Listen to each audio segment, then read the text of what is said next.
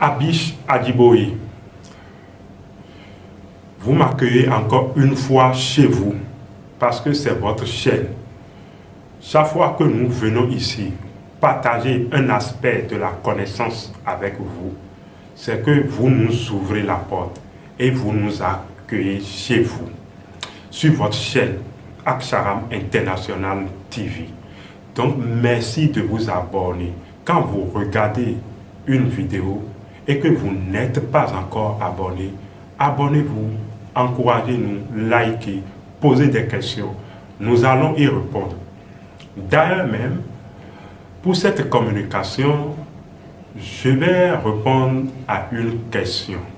Donc je vais faire une communication brève où je vais répondre à une question.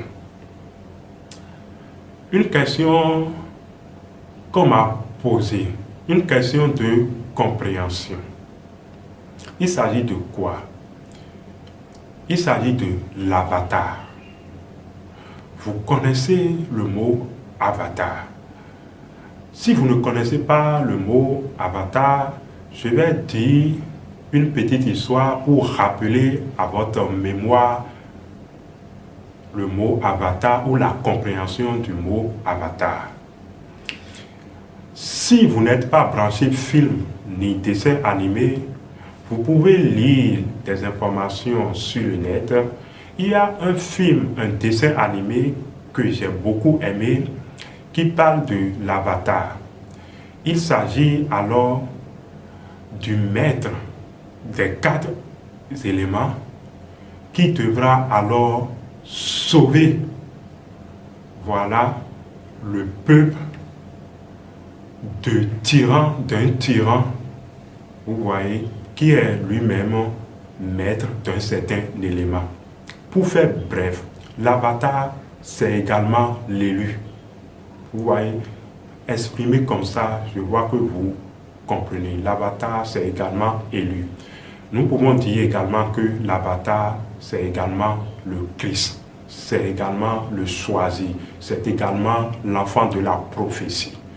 Donc c'est pourquoi dans ce dessin animé, alors, il y a eu cet enfant de la prophétie qui est l'avatar, qui est de de l'élément air, voilà, qui est venu pour sauver le monde de son temps, donc l'élu. Voilà un peu de façon un peu caricaturale l'avatar pour que vous puissiez me suivre dans la suite de mon développement. Dans ce dessin animé que beaucoup ont regardé et beaucoup ont aimé, comme Ang, l'élu, dans cette réincarnation, était de l'élément air, voilà, était de la nation de l'air, parce que chaque élément est une nation. Nous avons donc la nation de la terre, la nation de l'eau, la nation du feu, la nation de l'air.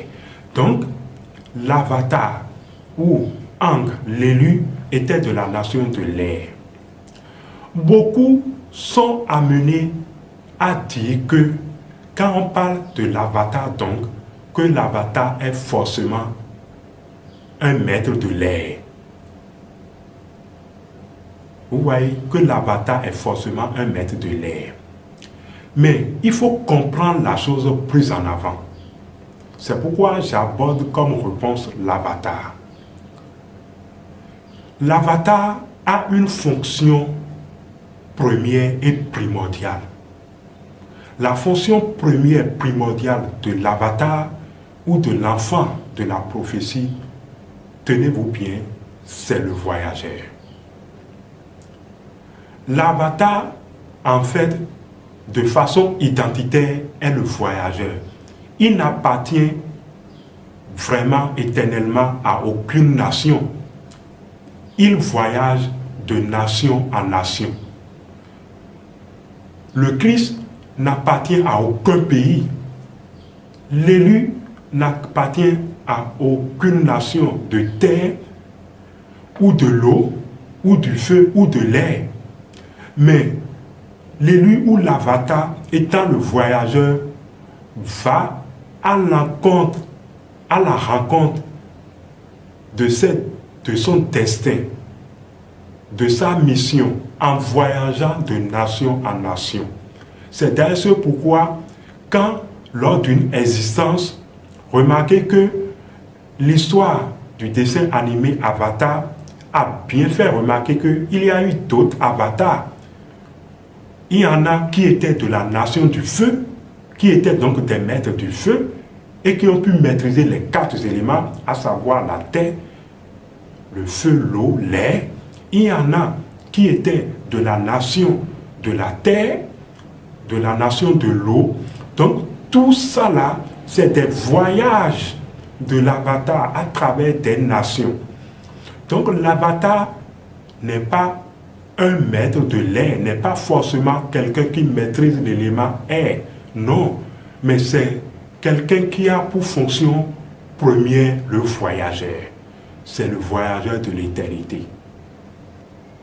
Oui, qui voyage d'éternité en éternité et qui maîtrise les choses d'éternité en éternité. C'est en cela que l'avatar est également le maître des choses, le maître des éléments. Donc retenez que l'avatar peut être d'élément feu.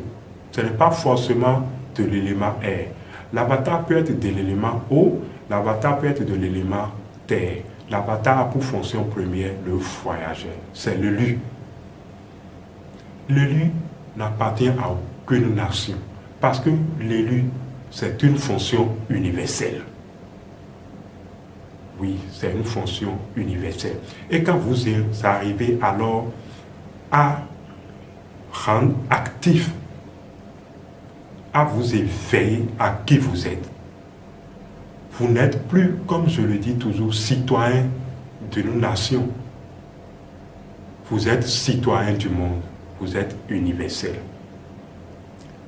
Quoi qu'on dise, nous, Abish Adiboye, nous sommes citoyens du monde. Que les bénédictions soient à la prochaine.